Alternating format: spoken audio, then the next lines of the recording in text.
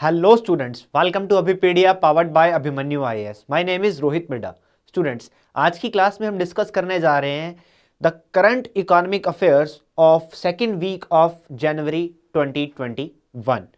10th of January 2021 से लेके 16th of January 2021 तक के इकोनॉमिक करंट अफेयर्स को आज की क्लास के अंदर हम डिस्कस करने वाले हैं.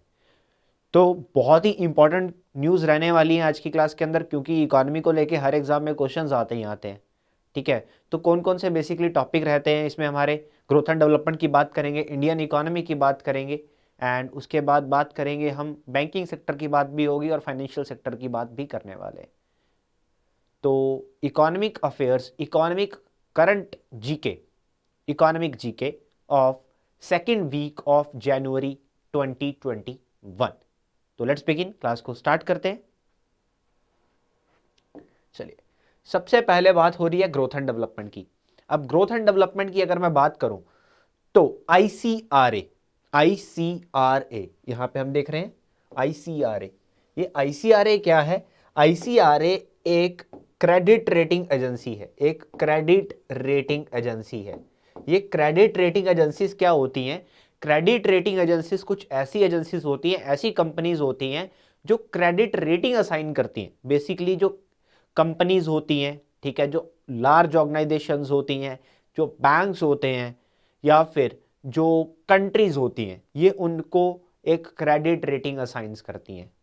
बेसिकली ये एक ऑर्गेनाइजेशन की फाइनेंशियल कंडीशन को बयान करती हैं, ये उसकी फाइनेंशियल कंडीशन को अनाउंस करती हैं. बेसिकली जो कंपनीज होती हैं, एक कंपनी उसने एक लोन ले लिया किसी बैंक से, वो पे नहीं कर पा रही है, तो ये क्रेडिट रेटिंग एजेंसीज क्या करेंगी? उस कंपनी की, उस ऑर्गेनाइजेशन की रेटिंग को डाउन कर देंगी. अब अगर वो कंपनी दोबारा किसी बैंक में लोन लेने जाती है तो वो बैंक उसे पैसा देने से पहले 1000 बार सोचेगा. क्यों? इसकी तो पहली हालत खराब, फाइनेंशियल कंडीशन खराब है, इस तो पहले बैंक का पैसा नहीं दे पाई. क्यों पहले बैंक का पैसे क्यों नहीं दे पाई? और ये कैसे पता लगता है? ये पता लगता है कि क्रेडिट रेटिंग एजेंसीज ने इसकी रेटिंग डाउन की हुई है. इंडिविजुअल्स के साथ भी ऐसा होता है. ठीक है, इंडिविजुअल्स के साथ भी ऐसा होता है. हमारा भी एक क्रेडिट स्कोर होता है जिसको मोस्ट प्रोबेबली हम सिबिल बोल देते हैं, सिबिल स्कोर. ठीक है, और भी कंपनीज होती हैं जो क्रेडिट स्कोर प्रोवाइड करती हैं. CIBIL, that is credit information bureau of India limited. तो सिबिल इंडिविजुअल पर्सन के लिए काम करता है. हर बैंक का किसी ना किसी क्रेडिट इंफॉर्मेशन कंपनी के साथ टाई अप होता है. क्रेडिट इंफॉर्मेशन कंपनी अब वर्ड यूज किया मैंने, क्योंकि CIBIL is not a credit rating agency, CIBIL is a credit information company. अब क्रेडिट रेटिंग एजेंसीज और क्रेडिट इंफॉर्मेशन कंपनीज में जो डिफरेंट है, ठीक है, ये रेटिंग देती हैं, ये स्कोर देती है. और दूसरा, ये इंडिविजुअल पर्सन्स के लिए काम नहीं करती और ये इंडिविजुअल्स के लिए काम करती है. ये मेन डिफरेंस है क्रेडिट रेटिंग एजेंसीज और क्रेडिट इंफॉर्मेशन कंपनीज के अंदर. तो हर एक इंडिविजुअल्स का एक क्रेडिट स्कोर होता है, ठीक है, जो कि हमारी पेइंग बैक कैपेबिलिटी को बयान करता है. अगर हमारा क्रेडिट स्कोर डिक्रीज है तो बैंक हमें मुश्किल से लोन देगा, लोन देने से पहले बहुत बार सोचेगा. हमारा क्रेडिट स्कोर जरूर चेक किया जाता है, आरबीआई की गाइडलाइंस है ये. तो यहाँ पे एक क्रेडिट रेटिंग एजेंसी है जिसका नाम है आईसीआरए, इंडियन कंपनी है. ठीक है, इसका जो पुराना नाम था वो था इन्वेस्टमेंट क्रेडिट रेटिंग एजेंसी.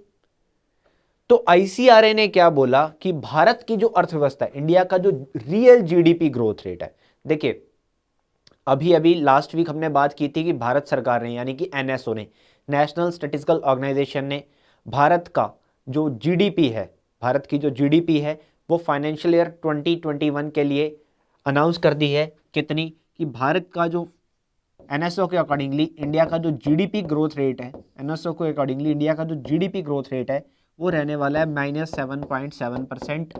कब? फाइनेंशियल ईयर 21 में, यानी कि 2020-21 में, जो अभी फाइनेंशियल ईयर खत्म होने वाला है, इसकी बात कर रहे हैं. अब एनएसओ ने जब डाटा बताया, एनएसओ ने जब वैल्यू डिक्लेयर करी, प्रोजेक्शन करा, प्रेडिक्शन करा, तो उसके साथ साथ बाकी की ऑर्गेनाइजेशंस भी शुरू हो जाती है, वैल्यू को रिवाइज करना, चेंज करना शुरू कर देती हैं. ठीक है, ये वैल्यू टाइमली चेंज होती रहती है, क्योंकि ये प्रोजेक्शंस हैं, ये प्रेडिक्शंस हैं, ये एक एस्टिमेशंस है. तो जीडीपी की अगर मैं बात करूं, that is gross domestic product, Hindi में हम बोलते हैं सकल घरेलू उत्पाद, the final market value of goods and services produced within an economy. तो अब एनएसओ के जीडीपी ग्रोथ रेट की प्रेडिक्शंस करने के बाद बाकी की सारी ऑर्गेनाइजेशंस ने अपनी वैल्यूज को चेंज करना शुरू कर दिया। तो उसी के चलते हुए आईसीआरए का कहना है कि भारत की जो अर्थव्यवस्था है वो जो अभी फाइनेंशियल ईयर 2021 चल रहा है 2020-21 यानी कि फाइनेंशियल ईयर 21 इसके अंदर रहेगी -7.8। हालांकि as per NSO it's -7.7 but as per ICRA it's -7.8। दोनों की प्रेडिक्शंस है, दोनों की एग्जैक्ट वैल्यू नहीं है, वो भी प्रेडिक्शन ये भी प्रेडिक्शन। और आईसीआरए क्या कहता है, आईसीआरए ने फर्दर प्रेडिक्शन भी करी। तो आईसीआरए कहता है कि फाइनेंशियल ईयर 22 में यानी कि 2021-22 में 21-22 में भारत की जो अर्थव्यवस्था है वो रहेगी 10.1% प्लस 10.1%, पॉजिटिव में 10.1%, यानी कि -7.8 से हम जाने वाले हैं 10.1% पॉजिटिव पे अगले साल। ये कहना है इन्वेस्टमेंट क्रेडिट रेटिंग एजेंसी का, आईसीआरए का। आईसीआरए के हेडक्वार्टर की बात करूं तो ये गुरुग्राम में इसका हेडक्वार्टर है, गुरुग्राम हरियाणा के अंदर इसका हेडक्वार्टर है। दुनिया की जो टॉप 3 क्रेडिट रेटिंग एजेंसी है, दुनिया की वर्ल्ड की जो टॉप 3 क्रेडिट रेटिंग एजेंसी है that is standard and poor global ratings, Fitch ratings and Moody's investor service. तो आईसीआरए मूडीज का इंडिया पार्ट है, बेसिकली मूडीज का शेयर है इस कंपनी के अंदर, मूडीज का, मूडीज इन्वेस्टर सर्विस। तो आई होप आपको ये समझ में आया होगा, क्योंकि ये बहुत इंपॉर्टेंट पार्ट है ग्रोथ एंड डेवलपमेंट के अंदर, ये हमारा जीडीपी प्रेडिक्शंस को लेके, क्योंकि जीडीपी प्रेडिक्शंस को लेके एग्जाम में क्वेश्चन पूछ लिया जाता है। चलिए आगे देखते हैं। अब बात आगे करते हैं फिर से जीडीपी प्रेडिक्शंस की। तो बोफा सिक्योरिटीज एक अमेरिकन कंपनी है, एक अमेरिकन सिक्योरिटीज कंपनी बोफा सिक्योरिटीज। तो बोफा सिक्योरिटीज ने बोला कि भारत की जो अर्थव्यवस्था है, इंडिया का जो जीडीपी ग्रोथ रेट है वो फाइनेंशियल ईयर 21 यानी कि 2020-21 में रहेगा -6.7%, -6.7%। एनएसओ -7.7 था। अभी हमने बात की थी आईसीआरए की, आईसीआरए का -7.8 था और बोफा सिक्योरिटीज ने बोला -6.7%। अब इसके बाद बोफा सिक्योरिटीज क्या कहता है, बोफा सिक्योरिटीज कहता है कि अगर भारत के अंदर टाइमली, भारत के अगले फिस्कल के फर्स्ट हाफ में यानी कि अप्रैल से लेकर सितंबर तक के पार्ट में अगर भारत सरकार वैक्सीनेशन ड्राइव अच्छे लेवल पे कर देती है, भारत सरकार भारत में अच्छे लेवल पे अपने नागरिकों को वैक्सीन प्रोवाइड करवा देती है, कोविड-19 की वैक्सीन। बिकॉज ये जो हमारा जीडीपी कंट्रक्शन चल रहा है, जीडीपी डिक्रीज में गई है, इसका वन ऑफ द मोस्ट जो कॉज है वो है कोविड-19। तो अभी कोविड-19 की वैक्सीन भारत में स्टार्ट हो चुकी है, वैक्सीनेशन ड्राइव। तो अगर सितंबर तक भारत सरकार कोविड-19 की वैक्सीनेशन ड्राइव को अच्छे लेवल पर भारतवर्ष में कर देती है, तो अगले वर्ष में यानी कि 2021-22 में जो जीडीपी प्रेडिक्शन है वो है +9%, +9%।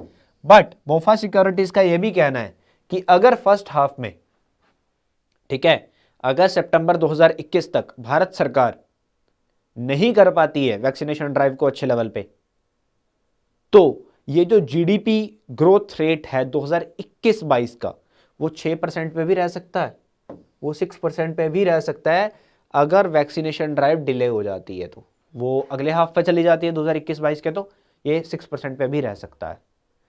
तो it depends on the vaccination drive, ये कहना है किसका, बोफा सिक्योरिटीज का, जो कि एक अमेरिकन कंपनी, न्यूयॉर्क में हेडक्वार्टर है इसका, बोफा सिक्योरिटीज। नेक्स्ट देखते हैं। नेक्स्ट हमारे पास है UBS. UBS is a investment bank, Swiss bank. ये स्विट्जरलैंड का एक इन्वेस्टमेंट बैंक है, ठीक है। ये स्विट्जरलैंड का स्विस बेस एक इन्वेस्टमेंट बैंक है, दैट इज यूबीएस। तो यूबीएस का कहना है कि भारत की जो अर्थव्यवस्था है ये 2020-21 में यानी कि फाइनेंशियल ईयर 21 में रहने वाला है -7.5%। एनएसओ का कितना था, -7.7। अभी हमने देखा आईसीआरए का कितना था,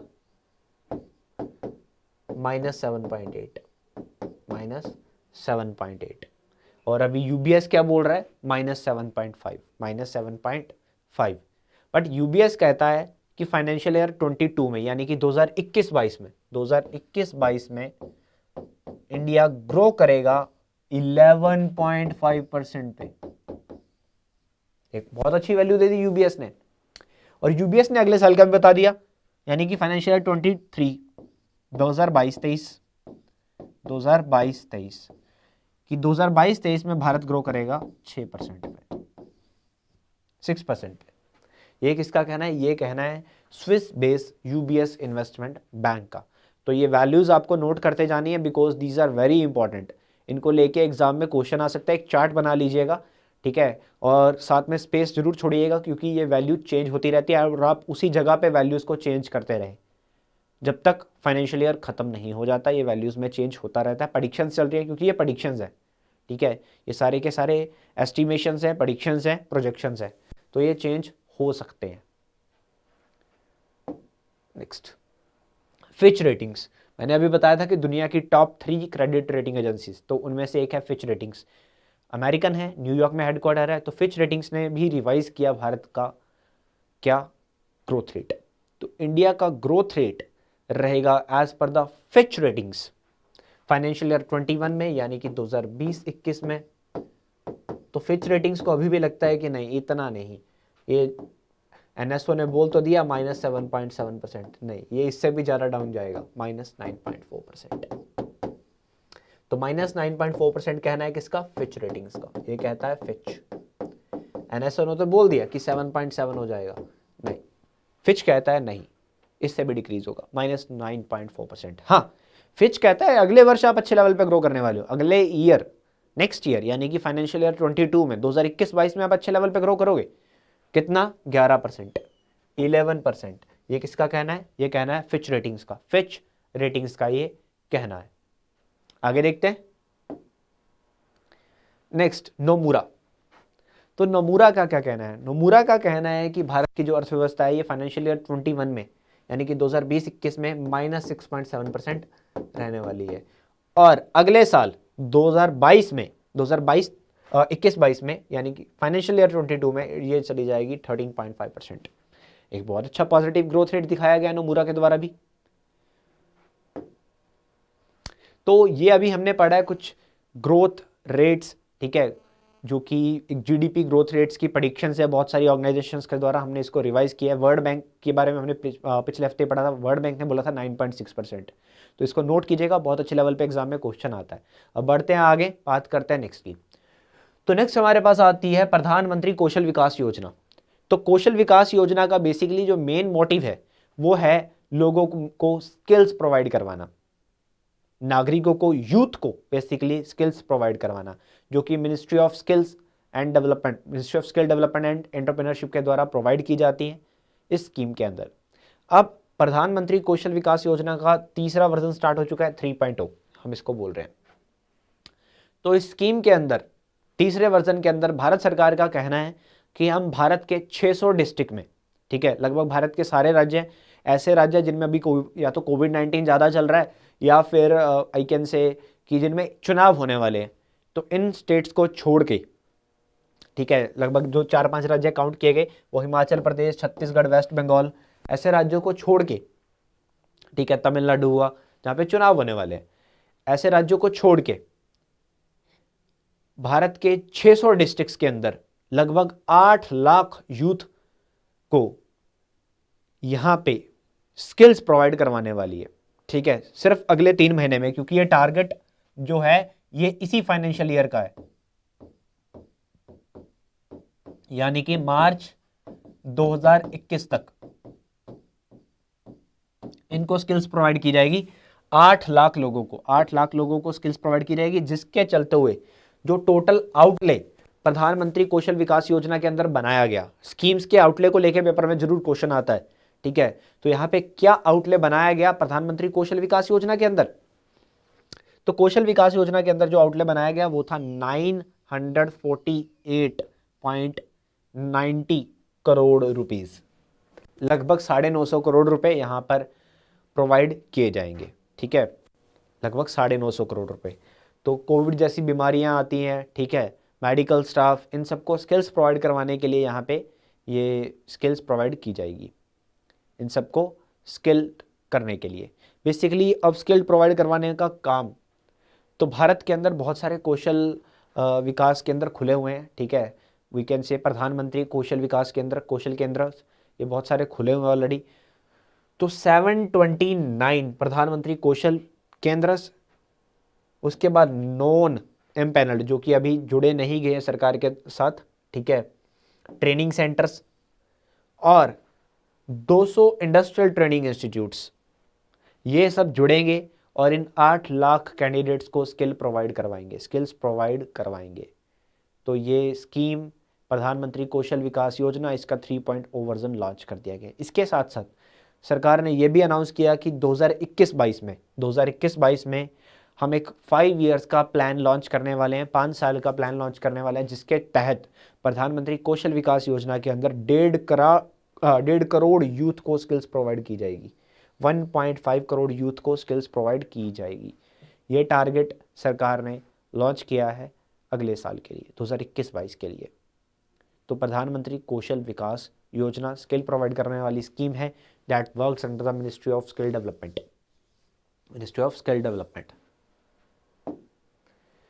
नेक्स्ट हमारे पास आता है, नेक्स्ट बेसिकली सरकार का कहना है कि जो FCRA रजिस्ट्रेशन है, सर्टिफिकेट है एनजीओ का। देखिए अब FCRA क्या है, it is foreign contribution regulation act. Foreign contribution regulation act, तो foreign contribution regulation act last 2010 में अमेंड किया गया था।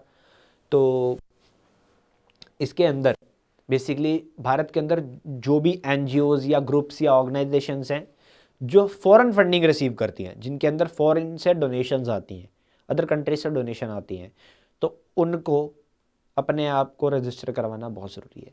ऐसी कोई भी ऑर्गेनाइजेशन, ग्रुप या एनजीओ जो कि फॉरेन से डोनेशन रिसीव करता है, वो उसको अपने आप को फॉरेन कंट्रीब्यूशन रेगुलेशन एक्ट के अंदर रजिस्टर करवाना मैंडेटरी होता है। बिना इसके रजिस्ट्रेशन के कोई ऑर्गेनाइजेशन फॉरेन फंडिंग रिसीव नहीं कर सकती, फॉरेन से डोनेशन रिसीव नहीं कर सकती। जैसे कि अभी 2-3 महीने पहले ही, यानी कि नवंबर-अक्टूबर के आसपास, जो गोल्डन टेम्पल अमृतसर है उसको FCRA रजिस्ट्रेशन दिया गया था। ठीक है, क्योंकि FCRA का जो रजिस्ट्रेशन होता है ये 5 साल के लिए वैलिड होता है, 5 ईयर्स के लिए वैलिड होता है। उसके बाद इसको रीन्यू करवाना पड़ता है। It's valid for only 5 years, तो 5 साल के बाद दोबारा से इसको रीन्यू करवाना पड़ता है। तो अभी बहुत सारे एनजीओज ऐसे थे, एनजीओज ऑर्गेनाइजेशंस ऐसी थी जिनका जो FCRA रजिस्ट्रेशन सर्टिफिकेट था वो एक्सपायर हो गया सितंबर 29 तक। ठीक है, तो सितंबर 29 के बाद सरकार ने बोला कि सितंबर 29 के बाद जिन भी एनजीओज का ग्रुप्स का जो FCRA रजिस्ट्रेशन एक्सपायर हुआ है, ख़त्म हुआ है, हम उनको एक्सटेंशन देते हैं 31 मई 2021 तक। 31 मई 2021 तक हम उसको एक्सटेंशन दे रहे हैं। ठीक है, यानी कि जिन ऑर्गेनाइजेशंस के 5 साल 29 सितंबर तक ख़त्म हुए थे, अब वो 31 मई तक दोबारा से आप खुद को रजिस्टर करवा सकते हैं। तो भारत के जो एनजीओज हैं, अगर उनको फॉरेन फंडिंग रिसीव करवानी है तो उनको फॉरेन कंट्रीब्यूशन रेगुलेशन एक्ट के अंदर खुद को रजिस्टर करवाना मैंडेटरी है। उसके बिना ये फॉरेन फंडिंग रिसीव कर सकते। चलिए आगे देखते हैं। लास्ट ईयर बेसिकली 2020 में सरकार ने बहुत सारे जो एनजीओज हैं, ठीक है, इनका बेसिकली बहुत सारे एनजीओज का जो FCRA रजिस्ट्रेशन था वो कैंसिल भी किया था, क्योंकि FCRA रजिस्ट्रेशन के चलते हुए फॉरेन कंट्रीब्यूशन रेगुलेशन एक्ट के तहत डोनेशन लेना, सर्टिफिकेट मिल जाता है, डोनेशन ले सकते हो आप, बट अगर वो डोनेशन कंट्री की सिक्योरिटी को, कंट्री की इंटीग्रिटी को हार्म करे, ठीक है, अगर जो ग्रुप है वो किसी तरह से कंट्री की सिक्योरिटी या इंटीग्रिटी के खिलाफ काम कर रहा है, तो उसके ऊपर एक्शन भी लिया जाता है, उसका जो रजिस्ट्रेशन है उसको रद्द कर दिया जाता है ताकि वो डोनेशंस को रिसीव ना कर पाए। चलिए अब बढ़ते हैं आगे। अगर कोई डाउट हो you can write in the comment section, आप कमेंट सेक्शन में लिख सकते हैं अगर कोई भी डाउट आता है तो। नेक्स्ट बात कर रहे हैं हम टेस्ला की। तो टेस्ला अब भारत में आ चुका है। टेस्ला मोटर्स बेसिकली 2003 में बनाई गई थी। टेस्ला कंपनी को 2003 में स्टार्ट किया गया था। अमेरिकन कंपनी है, कैलिफोर्निया में इसका हेडक्वार्टर है, कैलिफोर्निया USA में इसका हेडक्वार्टर है। एंड इसके जो हेड हैं, CEO हैं, इनका नाम है एलन मस्क। तो एलन मस्क की ये कंपनी टेस्ला मोटर्स दुनिया में बैटरी में चलने वाली गाड़ियाँ बनाती है। ये बिजली पे चलने वाली, बैटरी पे चलने वाली गाड़ी बनाती है टेस्ला मोटर्स। तो टेस्ला ने लास्ट ईयर अनाउंस किया था कि टेस्ला भारत में आएगा, टेस्ला भारत में आएगा। तो अभी इस महीने टेस्ला ने खुद को रजिस्टर करवाया है इंडिया के अंदर, और ये कंपनी कहलाएगी Tesla India Motors and Energy Private Limited. Basically ये एक प्राइवेट एंटिटी रजिस्टर्ड हुई है, एक प्राइवेट एंटिटी रजिस्टर्ड हुई है एक फॉरेन कंपनी की, ठीक है। ये रजिस्टर की गई है एक फॉरेन कंपनी का पार्ट, इसको रजिस्टर किया गया कहाँ पे, कर्नाटका के अंदर रजिस्टर किया गया। कर्नाटका के अंदर कहाँ, बेंगलुरु में इसको रजिस्टर किया गया। ये क्वेश्चन आ सकता है, ये कहाँ पे रजिस्टर किया गया, बेंगलुरु के अंदर इसको रजिस्टर किया गया, that is important. And Tesla का हेडक्वार्टर कहाँ पे, कैलिफोर्निया के अंदर। और टेस्ला क्या बनाता है, टेस्ला बैटरी पे चलने वाली गाड़ियाँ बनाता है, बैटरी पे चलने वाली गाड़ियाँ बनाता है। अब मेन चीज़ जो आती है यहाँ पे, अभी टेस्ला का ये जो प्लांट है, ठीक है, 2021 में इसकी वर्किंग स्टार्ट हो जाएगी, बट ये अभी यहाँ पे गाड़ियों की मैन्युफैक्चरिंग करने का कोई प्लान नहीं कर रहा है। अभी गाड़ियों की मैन्युफैक्चरिंग का कोई प्लान नहीं है, अभी बाहर से गाड़ियाँ आएंगी और बिकेंगी यहाँ पे। तो टेस्ला प्लान कर रहा है अभी, शायद ये जो बेंगलुरु वाला प्लांट टेस्ला बना रहा है, ठीक है, बेंगलुरु में जो इसने कंपनी बनाई है that is Tesla India Motors and Energy Private limited, इसमें मे भी R&D का काम हो सकता है, रिसर्च एंड डेवलपमेंट का काम हो सकता है, मैन्युफैक्चरिंग का काम शायद हो या ना हो, बट अभी सिर्फ सेल्स पर्पज़ के लिए बनाया गया है। टेस्ला ने ये कर्नाटका बेंगलुरु में बनाया, but Tesla is looking for other persons, Andhra Pradesh में, गुजरात में, वेस्ट बंगाल में, ऐसे स्टेट्स में भी टेस्ला नज़र कर रहा है कि टेस्ला और बिजनेस यहाँ पे भारत में बढ़ाना चाहता है। तो टेस्ला का ये जो कंपनी खुला है, Tesla India Motors and Energy Private limited, ये बेंगलुरु प्लांट का जो टोटल पेड अप कैपिटल है वो है 1 लाख रुपीज़, वो है 1 लाख रुपीज़। एंड जो ऑथराइज्ड शेयर कैपिटल है वो है 15 लाख रुपीज़, वो है 15 lakh rupees. Authorise share capital और पेड अप कैपिटल के बारे में पहले भी आपको बता चुका हूँ। उसके बाद हम बात करें कि टेस्ला 5 ऐसे राज्यों में अपने प्लांट बनाना चाहता है, जो मैं आपको पहले बता चुका हूँ कि आंध्र प्रदेश हुआ, गुजरात हुआ, ऐसे राज्यों में टेस्ला अपनी नज़र बनाए हुए है कि किस तरह से टेस्ला आगे बढ़ सकता है, टेस्ला आगे बढ़ सकता है भारत के अंदर। भारत के अंदर ये बेंगलुरु में ही खोलेगी। अब बेंगलुरु कर्नाटका की अगर मैं बात करूँ तो कर्नाटका एक ऐसा बेसिकली स्टेट बना था, भारत का पहला राज्य है जो कि इलेक्ट्रिक व्हीकल्स को लेकर जिसने एक पॉलिसी लॉन्च करी हो, इलेक्ट्रिक व्हीकल्स को लेके एक पॉलिसी लॉन्च करी हो। ओला इलेक्ट्रिक भी कर्नाटका के अंदर काम करती है, ठीक है। तो इलेक्ट्रिक व्हीकल्स को बढ़ाने के लिए कर्नाटका अच्छे लेवल पे काम कर रहा है, और अभी टेस्ला का भी कर्नाटका के अंदर आना एक और अच्छा इनिशिएटिव माना गया है। टेस्ला के जो हेड है एलन मस्क, ये कुछ अभी 2-4 दिन पहले दुनिया के सबसे अमीर व्यक्तियों की सूची में आ गए थे, बट अभी डाटा थोड़ा ऊपर नीचे होता रहता है, ठीक है। तो अभी फिर से डाटा का कहना है कि ये फिर से सेकंड नंबर पे जा चुके हैं, ये फिर से दूसरे स्थान पे जा चुके हैं।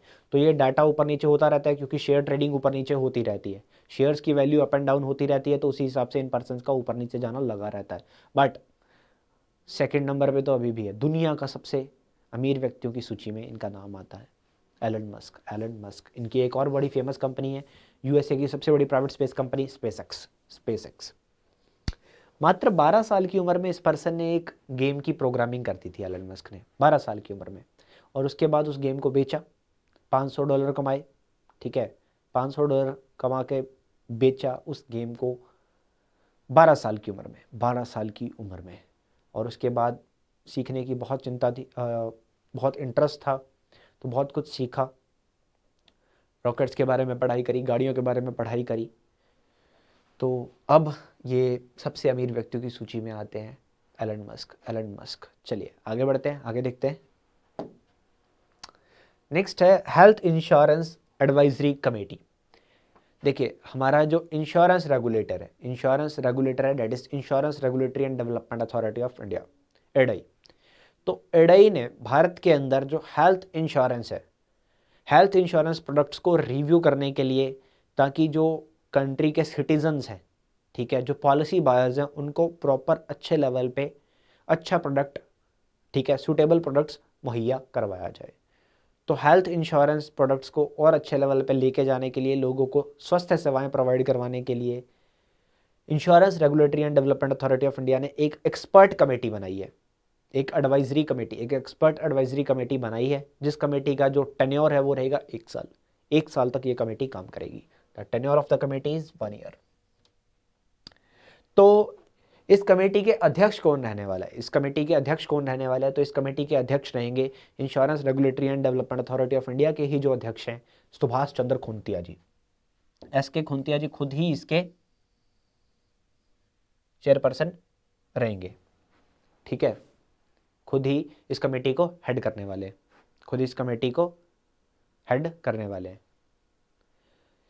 अब फर्दर इस कमेटी की हम बात करें तो ये कमेटी हेल्थ इंश्योरेंस प्रोडक्ट्स के लिए वर्क करेगी, किस तरह से और अच्छे लेवल पे सुविधाएं प्रोवाइड की जा सकती हैं, किस तरह से रेट बेसिकली पॉलिसी का जो प्राइस है, ठीक है, किस तरह से स्ट्रेटजी बनाई जा सकती है कि डिफरेंट प्लान्स कस्टमर्स को मुहैया करवाया जाए, लोगों को अच्छी सुविधाएं दी जाए इंश्योरेंस पॉलिसी को लेके, हेल्थ इंश्योरेंस को लेके। तो इरडई की बात अब कर लेते हैं, insurance regulatory and development authority of India. IRDAI basically बना था on the recommendation of Malhotra committee, RN. Malhotra committee, इसको बनाया गया था। 1999 में इरडई एक्ट पास किया गया था, सन 2000 में इसकी शुरुआत हुई थी। इरडई का जो हेडक्वार्टर है वो है हैदराबाद के अंदर, वो है हैदराबाद के अंदर, हैदराबाद तेलंगाना में। तो बढ़ते हैं आगे, क्लास में कोई डाउट आ रहा है तो आप पूछ सकते हो कमेंट सेक्शन के अंदर, अगर आपको कुछ समझ में नहीं आ रहा है तो। नेक्स्ट है यूएसए की बात करते हैं। अब बेसिकली ये इंटरनेशनल अफेयर्स की बात भी है बट इकोनॉमी की बात भी है, तो इसलिए हम इसको यहाँ पर डिस्कस कर रहे हैं। तो जॉय बाइडन यूएसए के नए प्रेसिडेंट, डेमोक्रेटिक पार्टी के हैं, पहले वाइस प्रेसिडेंट रह चुके हैं, जब बराक ओबामा यूएसए के प्रेसिडेंट थे तब ये वाइस प्रेसिडेंट भी रह चुके हैं। तो जॉय बाइडन ने अभी राष्ट्रपति शपथ लेने से पहले ही यूएसए को कोविड-19 से जो इफेक्ट पड़े, बेसिकली कोविड-19 से सिर्फ भारत को इफेक्ट तो नहीं हुआ, पूरी दुनिया में जहाँ जहाँ कोविड-19 आया उस देश की अर्थव्यवस्था को कोविड-19 ने हिला दिया।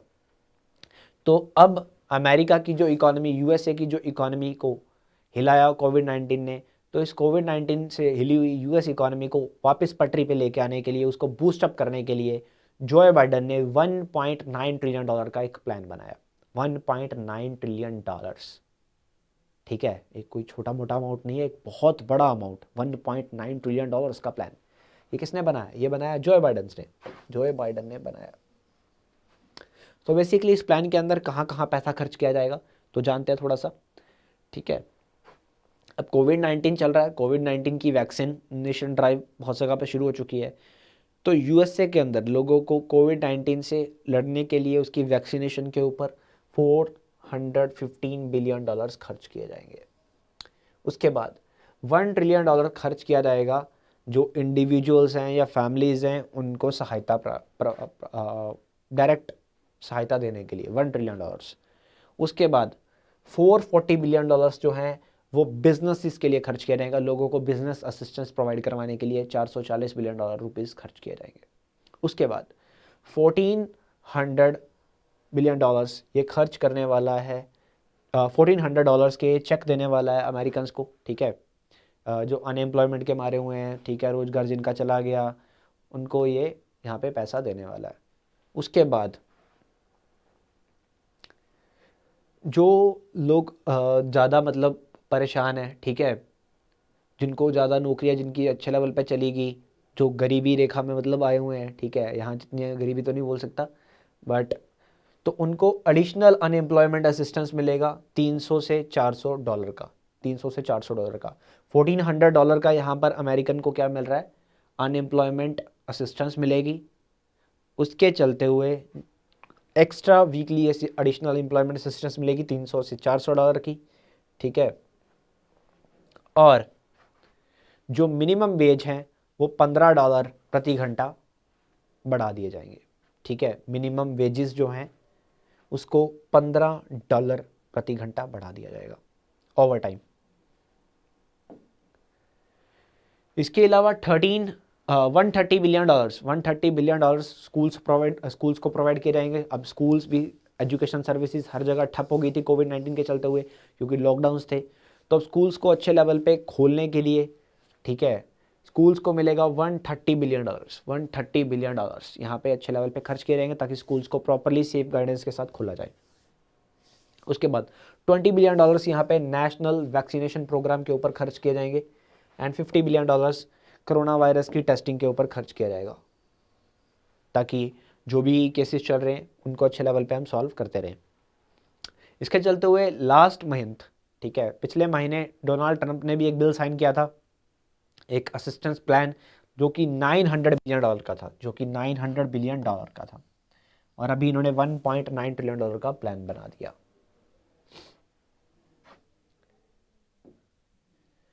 देखिए यूएसए के अंदर जब कोविड-19 आया तो उसके बाद मई 2020 में डोनाल्ड ट्रंप की सरकार ने प्राइवेट पार्टनरशिप के साथ, यानी कि पब्लिक प्राइवेट पार्टनरशिप के साथ मिलकर कोविड-19 को सॉल्व आउट करने के लिए, उसकी वैक्सीनेशन प्रोसेस को बूस्टअप करने के लिए कि वैक्सीन को जल्दी से जल्दी बनाना है और लोगों तक पहुंचाना है, उसके लिए ऑपरेशन वार्प स्पीड स्टार्ट किया था। उस ऑपरेशन का नाम क्या था? ऑपरेशन वार्प स्पीड, इसको स्टार्ट किया गया था। अब इस ऑपरेशन वार्प स्पीड में जो भी यूएसए के अंदर पब्लिक और प्राइवेट पार्टनरशिप के साथ, यानी कि सरकारी कंपनियां थी या प्राइवेट कंपनीज थी, वैक्सीन को बनाने के लिए अच्छे लेवल पे काम करती रही। तो इस वैक्सीनेशन प्रोसेस के अंदर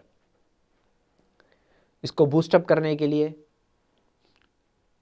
क्या सरकार ने पैसा भी दिया था। तो इस ऑपरेशन में $10 बिलियन की फंडिंग इनिशियली की गई थी कोरोना वायरस को आगे बढ़ाने के लिए, कोरोना वायरस की जो मैन्युफैक्चरिंग और डिस्ट्रीब्यूशन प्रोसेस है, डेवलपमेंट प्रोसेस है, उसको बूस्टअप करने के लिए $10 बिलियन। तो ऑपरेशन वार्प स्पीड ये यूएसए का कोविड-19 मिशन है, that is public private partnership पे, सिर्फ सरकार का नहीं है, पब्लिक और प्राइवेट पार्टनरशिप पे ये काम कर रहा है। चलिए नेक्स्ट देखते हैं। नेक्स्ट इज आरबीआई का financial stability report, Reserve Bank of India का फाइनेंशियल स्टेबिलिटी रिपोर्ट।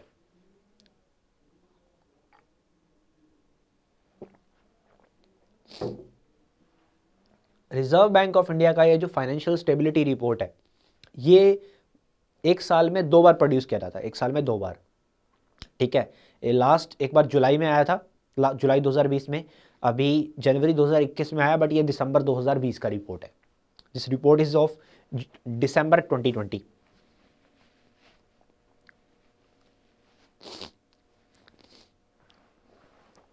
ये दिसंबर 2020 का रिपोर्ट है। अब ये रिपोर्ट देखते हैं क्या कहता है बेसिकली, ठीक है। रिजर्व बैंक ऑफ इंडिया का फाइनेंशियल स्टेबिलिटी रिपोर्ट कि फाइनेंशियल स्टेबिलिटी किस तरह से मेंटेन हो सकती है या आगे किस तरह से क्या टारगेट है। तो सबसे पहले आरबीआई का ये रिपोर्ट कहता है कि जो नेट एनपीए है और ग्रोस एनपीए है, इसकी जो रेशियोज हैं ये डिक्लाइन हो रही है, डिक्रीज हो रही है। अब सबसे पहले तो एनपीए ये होता ही क्या है? देखिए NPA that is non performing asset, non performing asset, ठीक है। अब एसेट क्या होता है? बैंक का वो पैसा, बैंक के पास जो पैसा होता है वो बैंक के एसेट्स होते हैं। हमारे पास जो पैसा है वो हमारे एसेट्स है, ठीक है। और उस पैसे को बैंक लोन में चैनलाइज करता है, बैंक उस पैसे को लोन में चैनलाइज करता है पैसा कमाने के लिए। तो non performing assets, non performing assets क्या होते हैं? बैंक के द्वारा लोन में चैनलाइज किया पैसा 90 दिन तक अगर नहीं आता, 90 दिन तक उस पैसे के ऊपर कोई इंस्टॉलमेंट या इंटरेस्ट प्राप्त नहीं होता, तो उस पैसे को डिक्लेयर कर दिया जाता है नॉन परफॉर्मिंग एसेट्स, ठीक है, नॉन परफॉर्मिंग एसेट्स। उसके बाद इसकी कुछ स्टेजेस होती हैं, ठीक है। देयर आर 4 स्टेजेस, ठीक है। There are 4 types of assets. The first one is standard account, standard asset, the second is sub standard asset, and the third one is doubtful asset, and the fourth one is loss assets. तो 4 categories होती हैं further. और NPA को हम 2 हिस्सों में बांटते हैं, एनपीए को हम 2 हिस्सों में बांटते हैं। एक होता है नेट एनपीए, एक होता है ग्रॉस एनपीए। एक होता है नेट एनपीए, एक होता है ग्रॉस एनपीए। देखिए बैंक ने जो पैसा दिया था, जितना आ गया ठीक है, जितना वापस आ गया ठीक है। अब जो पैसा नहीं आ रहा है, जो पैसा डूब गया, ठीक है। नॉन परफॉर्मिंग एसेट्स का मतलब क्या है? नॉन परफॉर्मिंग, यानी कि जो पैसा चलन में नहीं रहा, वो पैसा वापस नहीं आ रहा। तो ग्रॉस एनपीए क्या होता है? वो पैसा जो वापस नहीं आया, वो पैसा जो वापस नहीं आया, ठीक है, दैट इज ग्रॉस एनपीए। अब ग्रॉस एनपीए रेशियो क्या होती है? यहाँ पे रेशियो की बात भी हुई है तो मैं रेशियो भी बता देता हूँ। ग्रॉस एनपीए का रेशियो होता है दैट इज ग्रॉस एन, जितना एनपीए है divide by the total advances, जितना दिया था, ठीक है, जितना दिया था बैंक ने और जितना अभी पेंडिंग है, अभी एनपीए, तो that is GNPA ratio.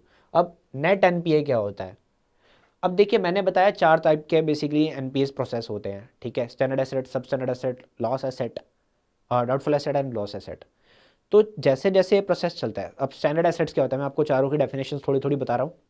Standard assets क्या होता है, वो पैसा जो टाइम पे वापस आ रहा है, वो अकाउंट जो प्रॉपरली स्टैंडर्डाइज चल रहा है, हर महीने टाइम पे इंस्टॉलमेंट आ रही है, इसको हम बोलते हैं स्टैंडर्ड एसेट। Standard asset.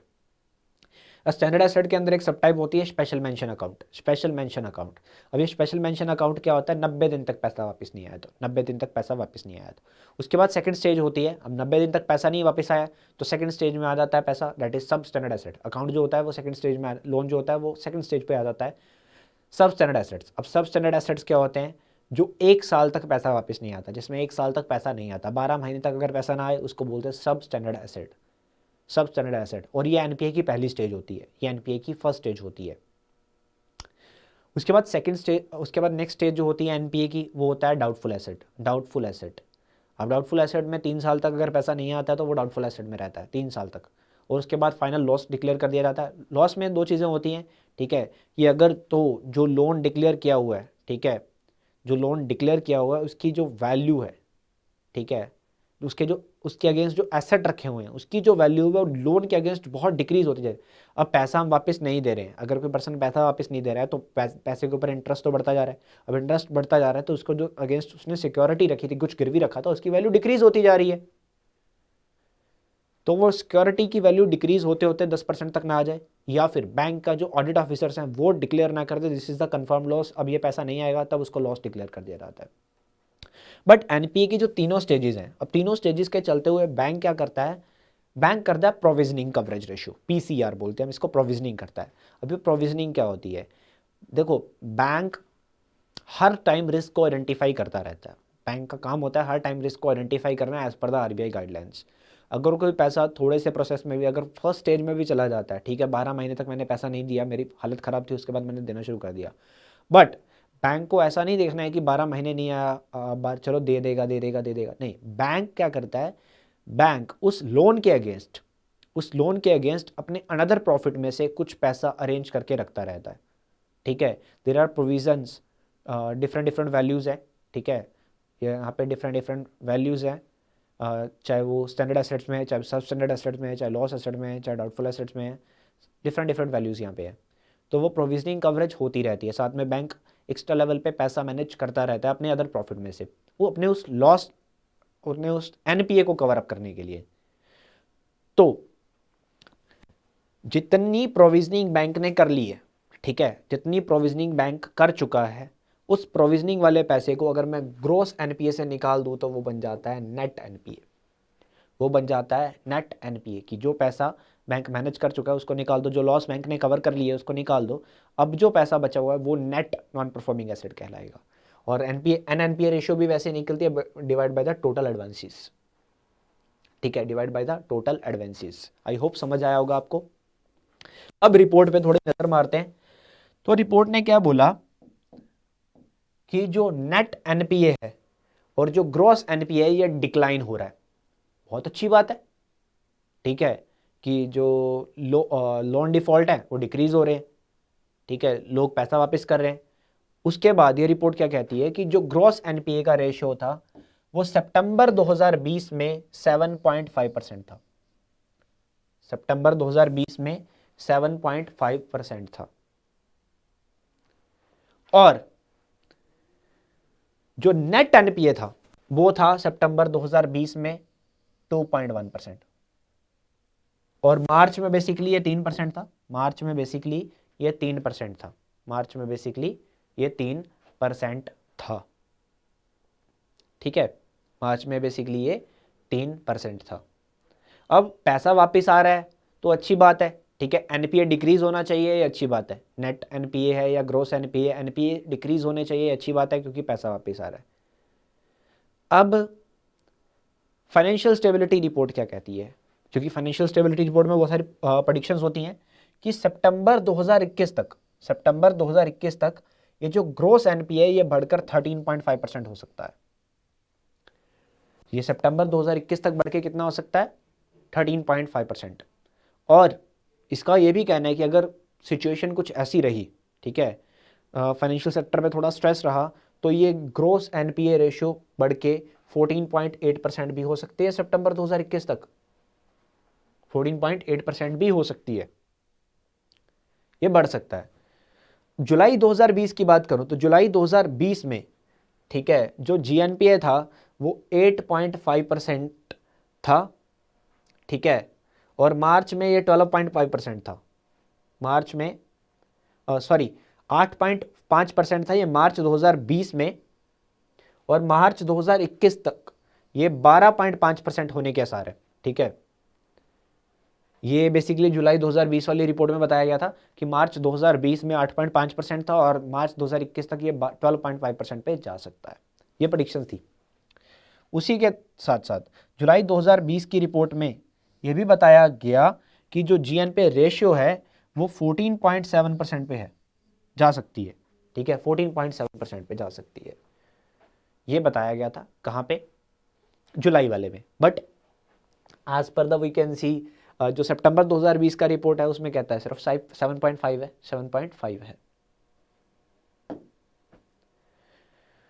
अब जो कॉरपोरेट सेक्टर को लोन दिए जाते हैं, ठीक है, तो वो मार्च 2020 क्वार्टर में कितने बढ़े हैं, 5.65%, 5.65% ही बढ़े हैं, ये बताया गया इस फाइनेंशियल स्टेबिलिटी रिपोर्ट के अकॉर्डिंगली, ठीक है, ये यहाँ पे बताया गया।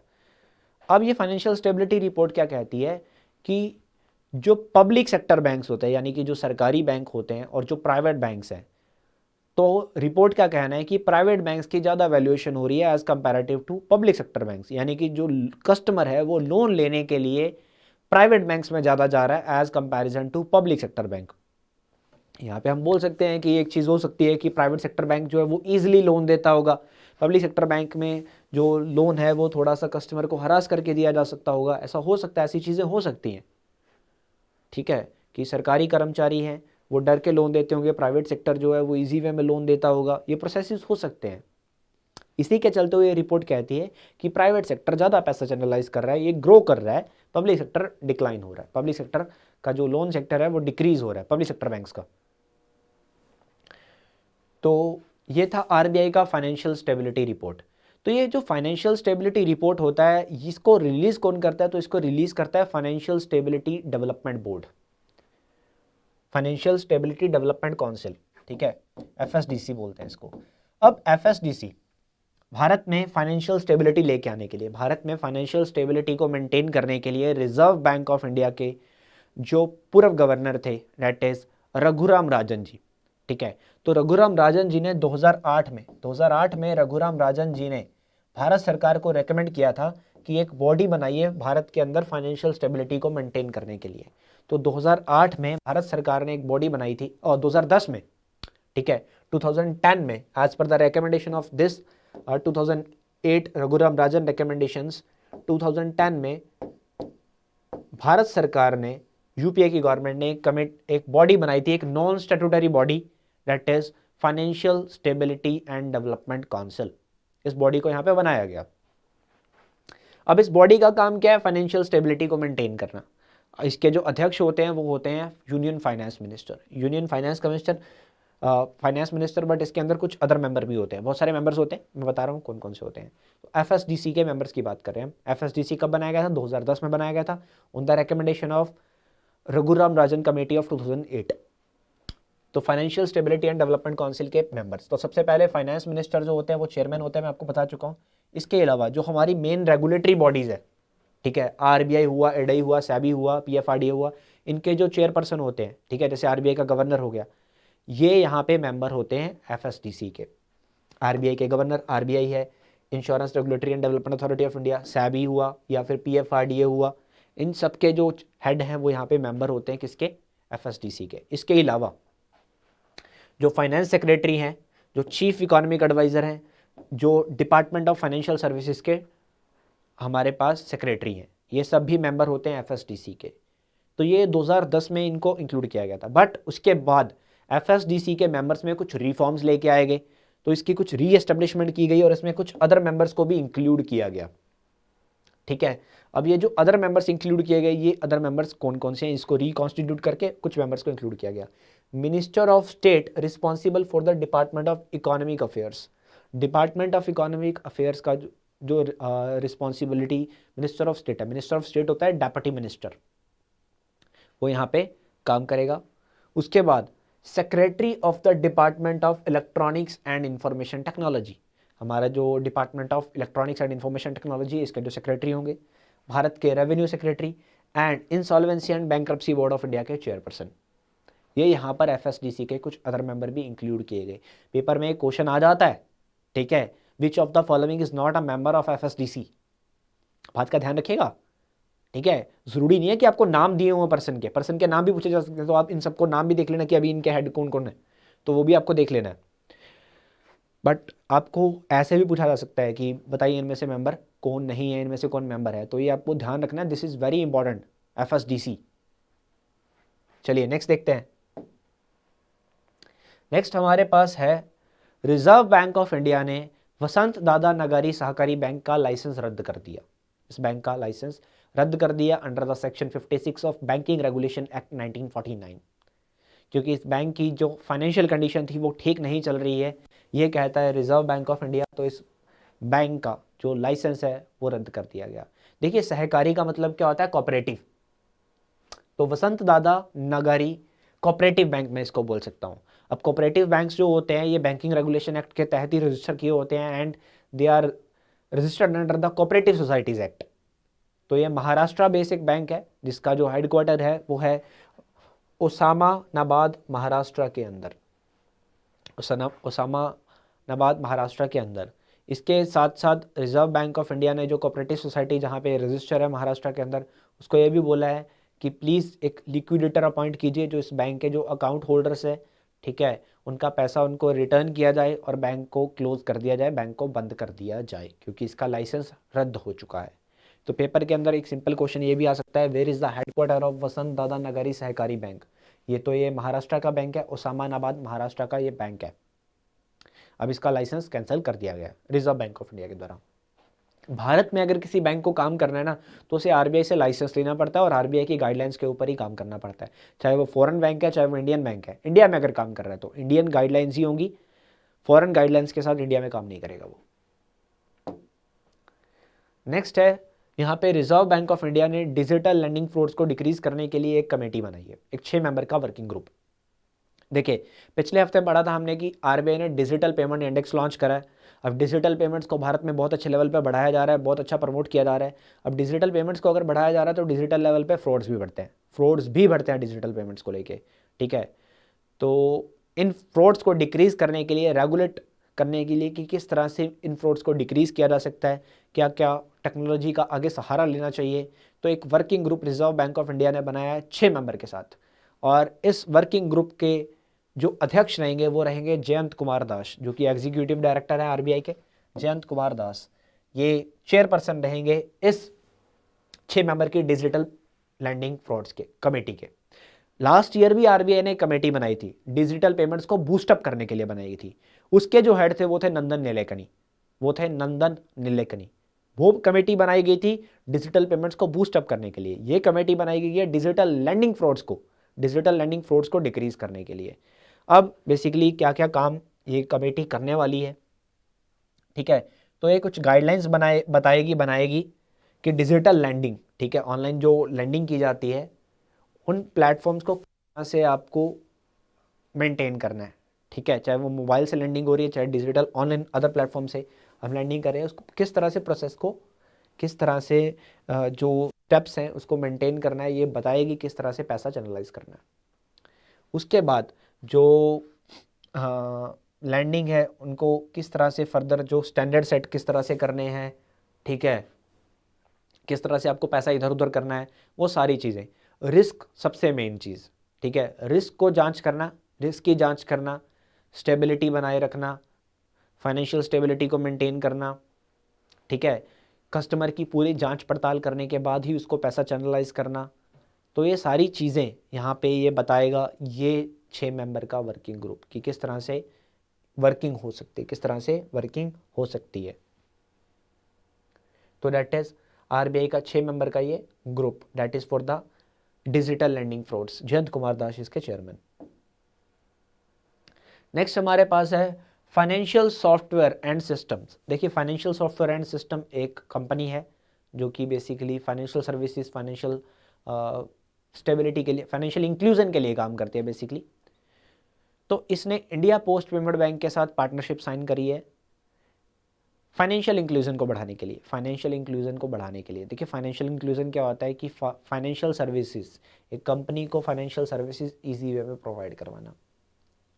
अब इस कैलिब्रेशन के अंदर इंडिया पोस्ट पेमेंट जो बैंक है वो फाइनेंशियल सॉफ्टवेयर एंड सिस्टम का आधार इनेबल्ड पेमेंट सिस्टम जो है वो अपने कस्टमर्स को प्रोवाइड करवाएगा। ठीक है, अपने कस्टमर्स को प्रोवाइड करवाने वाला है ये आधार इनेबल्ड पेमेंट सिस्टम प्लेटफॉर्म। तो फाइनेंशियल सॉफ्टवेयर एंड सिस्टम ये दोनों अब मिलके भारत के अंदर फाइनेंशियल इंक्लूजन्स को आगे बढ़ाएंगे। और इंडिया पोस्ट पेमेंट बैंक जो कि भारत का सबसे बड़ा, दुनिया का सबसे बड़ा बैंक है in terms of number of branches, अभी बन रहा है, अभी एक्सपैंड हो रहा है। तो यहाँ पे फाइनेंशियल इंक्लूजन को आगे बढ़ाने का ये काम कर रहा है। तो क्या इंडिया पोस्ट पेमेंट बैंक। तो स्टूडेंट्स ये था हमारा economic affairs, the economic GK of second week of January 2021। Class के अंदर अगर आपको कोई भी डाउट आता है, कुछ समझ में नहीं आया है, तो you can write in the comment section. आप कमेंट सेक्शन में लिख सकते हो कुछ भी। क्लास का पीडीएफ नीचे डिस्क्रिप्शन में दिए गए लिंक से आपको मिल सकता है। एंड प्लीज़ हमारे पोर्टल पे जाइए, जो हम पढ़ते हैं, जो हमने पढ़ाई करी, जो हमने करंट अफेयर्स पढ़े, जो हमने इकोनॉमिक जीके पढ़ा, इसके ऊपर आपको करंट अफेयर्स एमसीक्यूज़ भी मिलते हैं, वीकली एमसीक्यूज़, वीकली क्विज भी होता है, उसको अटैम्प्ट करिए ताकि आप अपनी रिवीजन भी साथ साथ कर सके। एंड पूरे प्रीवियस लेक्चर जो हैं वो भी आपको मिल जाएंगे। प्रीवियस लेक्चर्स देखने के लिए लिंक नीचे डिस्क्रिप्शन में आपको मिल जाएगा। And please watch the classes regularly and stay updated. तो क्लास को यहीं समाप्त करते हैं। थैंक यू सो मच, मिलते हैं नेक्स्ट क्लास में।